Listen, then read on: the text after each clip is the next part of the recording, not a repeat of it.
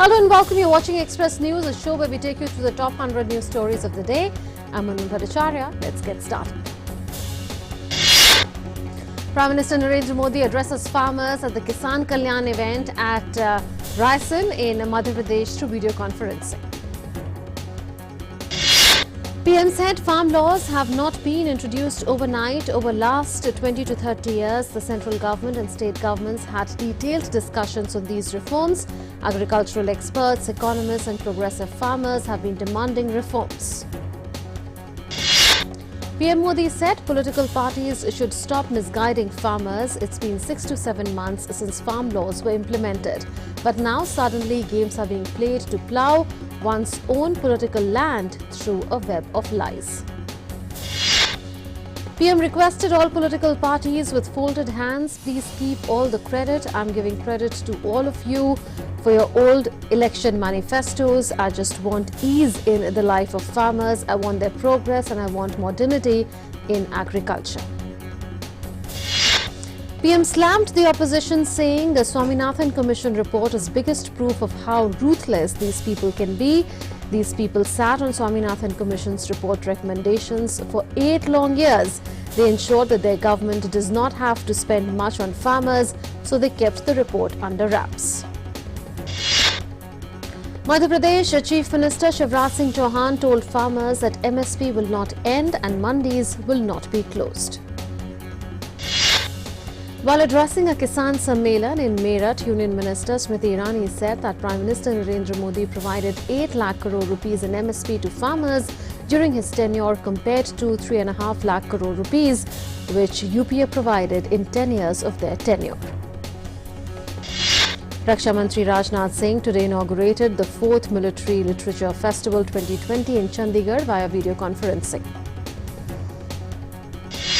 Raksha Mantri said that youth should know and understand India's border history. He added that a committee has been set up which will tell the border history and wars related to them in a simple and easy way. The Defence Acquisition Council has approved capital acquisition proposals of various equipments required by the Indian Armed Forces at an approximate overall cost of 28,000 crore rupees. The decision was taken during DAC meeting under the chairmanship of Raksha Mantri Rajnath Singh. CDS General Bipin Rawat today said that we are moving towards self-reliance and it is very important that DRDO continues to work diligently. While addressing the DRDO officials, CDS Rawat said that DRDO must strive to provide indigenous weapons and equipment to all 3 forces which will enhance country's capabilities during the possibility of wars. While addressing a function marking the Minorities Day, he said that Modi ji's slogan Sabka Saath, Sabka Vikas, Sabka Vishwas points to the fact that there will be no discrimination in the name of development. Union Housing and Urban Affairs Minister Hardeep Puri has said that welfare and security of minorities is one of the priorities of the Modi government. In this program, Hardeep Puri honoured Corona warriors for their exemplary work during the Corona pandemic. Home Ministry has summoned West Bengal Chief Secretary and DGP to Delhi for a meeting to discuss law and order situation in the state. Trinamool Congress MLA Silbhadra Datta today resigned from all positions held in the party. MLA from Barakpur Assembly constituency in North 24 Parganas district, Datta tendered his resignation from the party.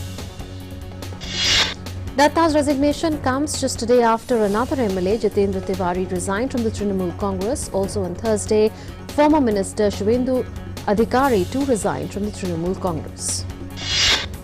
Prime Minister Narendra Modi and Vietnam's Prime Minister Nguyen Xuan Phuc will hold a virtual summit on the 21st of December.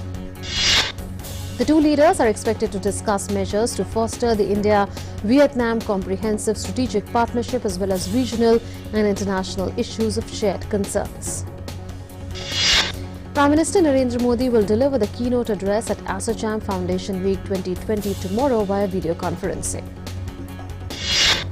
Supreme Court has decided to proceed with a criminal contempt of court case against stand-up comedian Kunal Kamra and cartoonist Rachita Taneja for the alleged contemptuous tweets on the Supreme Court. Apex Court has issued a show cause notice to comedian Kunal Kamra on 3 contempt petitions. Indian Railways has issued the draft National Rail Plan. The National Rail Plan will be a common platform for all future infrastructural, business and financial planning of the railways. The objective of the plan is to create capacity ahead of demand by 2030, which in turn would cater to growth in demand right up to 2050. The National Rail Plan has been circulated among various ministries for their views now. Railways aim to finalize the final plan by January 2021.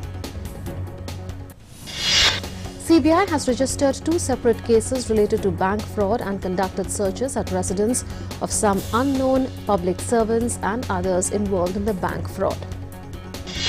Markets remained buoyant this week on earlier than expected deployment of COVID-19 vaccines, impending US fiscal stimulus and decreasing domestic COVID-19 cases. BSE Sensex rallied up by 70.35 points. It registered a hike of 0.15% to close at 46,960.69. Nifty also jumped by 19.85 points to plunge at 13,760.55 today.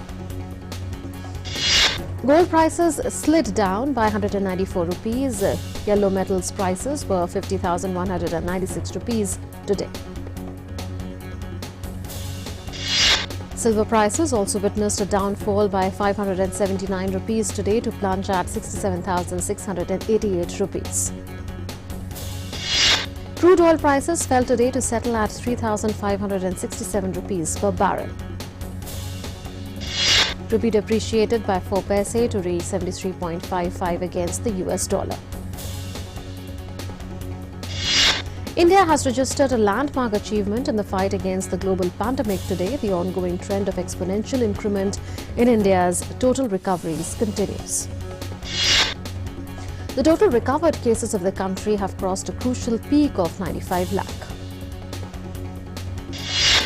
The chasm between active cases and recovered cases is continuously widening. Recoveries have surpassed the active cases by more than 92 lakh. The recovery rate has also increased to 95.4%. India is one of the top countries with the highest recovery rate globally.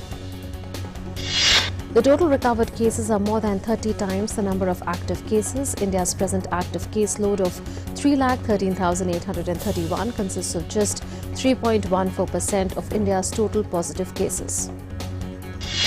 New daily recoveries outnumbering new cases have ensured a consistent decline in the active cases along with increase in the total recoveries.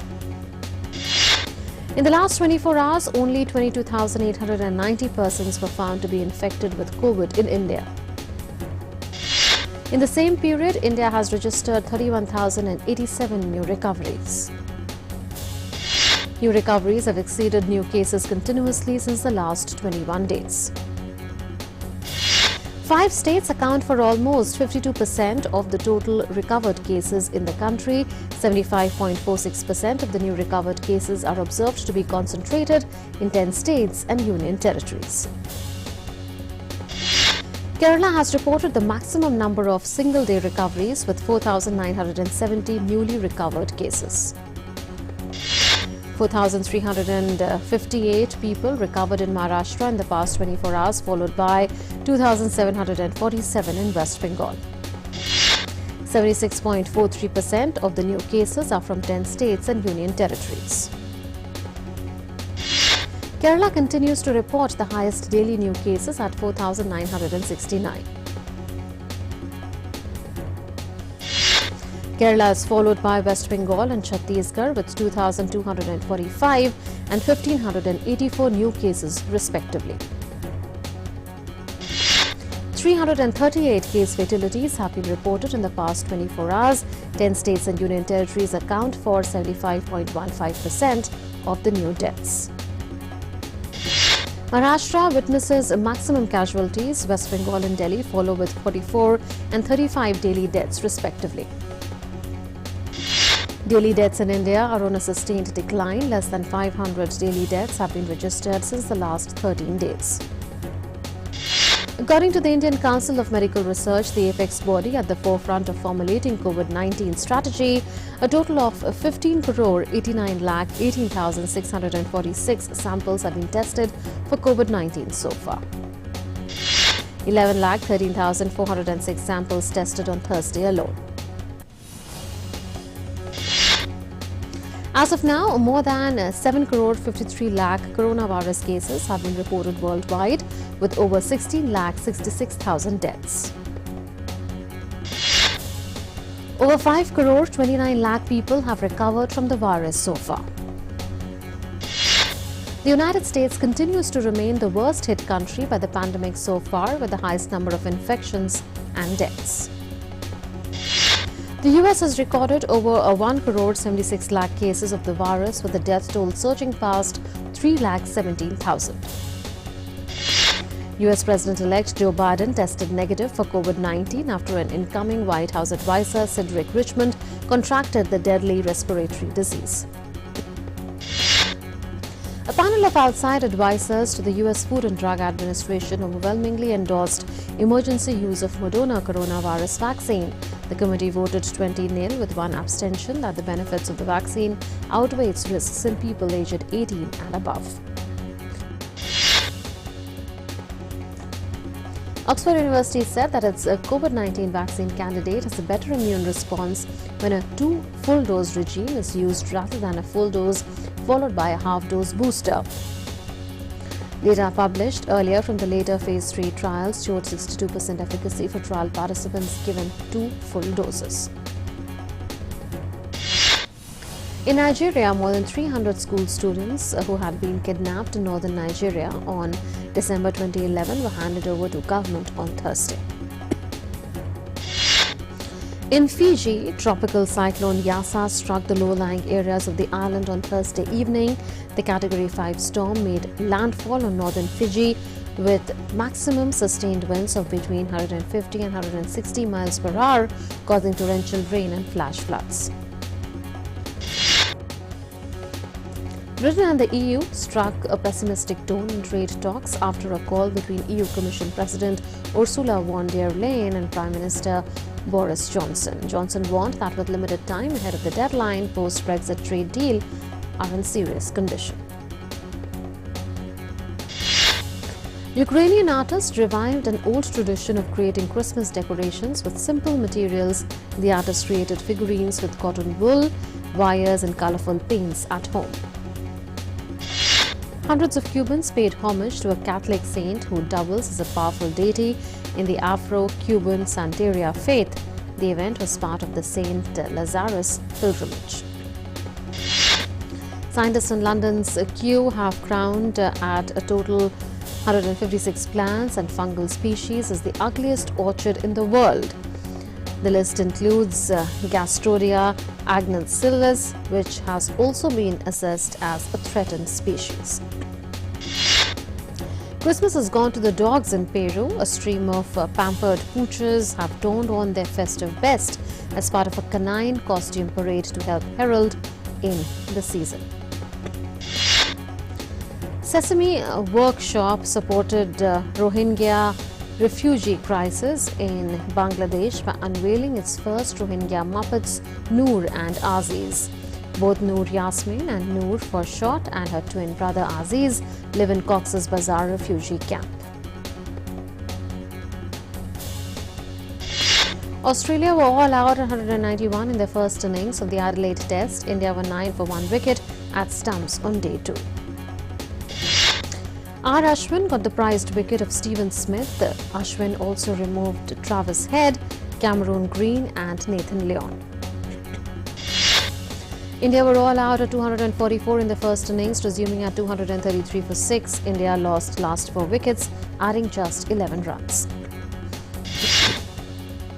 After enjoying a historic treble-winning season with Bayern Munich, Robert Lewandowski was awarded FIFA's Best Men's Player. Lewandowski beat last year's winner Lionel Messi and Cristiano Ronaldo to the top prize.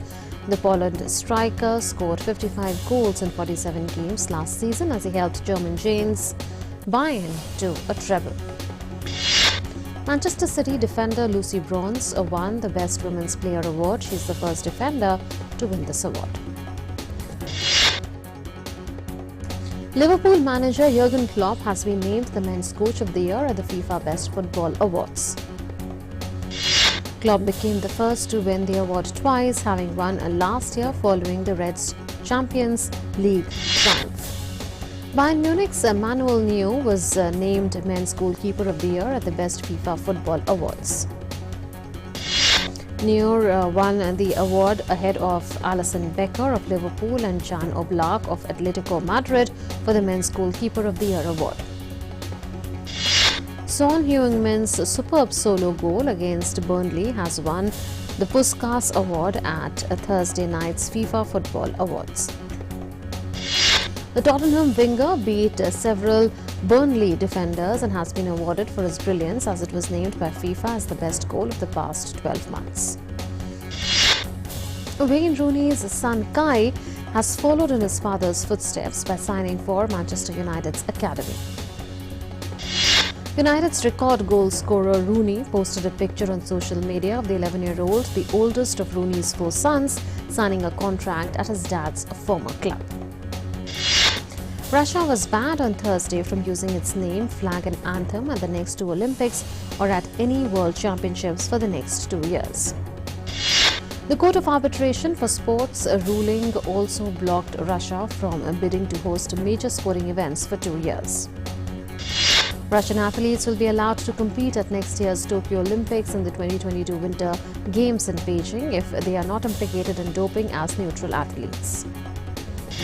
Aston Villa wasted a number of chances and was held to a goalless draw on Thursday by Burnley, which climbed out of the Premier League relegation zone. Manchester United fought back to win at Bramall Lane on Thursday night and beat Sheffield 3-2. United won away for the 6th time in the Premier League this season, having fallen behind on each occasion. Marcus Rashford scores a brace for Man U in the win against Sheffield United. Thiago Alcantara returned to Liverpool training on Thursday to boost the Premier League Champions title defence. The Reds were boosted as Thiago underwent an individual session at the club's training session in a sign that will ease the injury woes. Sri Lanka's cricket team made their way to South Africa today, battling their way towards a 2-test series as part of the World Championships. Dimuth Karunaratne will be the skipper of the side and hope for a repeat of their upset victory in 2 tests in South Africa last year when they became the only Asian side to win a series there. Actress Taapsee Pannu shared glimpses of her upcoming movie Rashmi Rocket, showcasing her journey of transformation in achieving the perfect athletic body naturally. Actress Sara Ali Khan shared video of Varun Dhawan as nurse in upcoming movie Coolie No. 1. The trailer shows team members fixing Varun's wig. Makers of Shakila have released its song Tera Ishq Satave. The song is composed by music duo Meet Brothers. Actress Deepika Padukone celebrated 5 years of her movie Bajirao Mastani by changing her Twitter name to Mastani. The film was produced by Sanjay Leela Bansali. Actress Neetu Kapoor penned down a note for her late husband and great actor Rishi Kapoor in a bid to mark his 50 years in Indian cinema.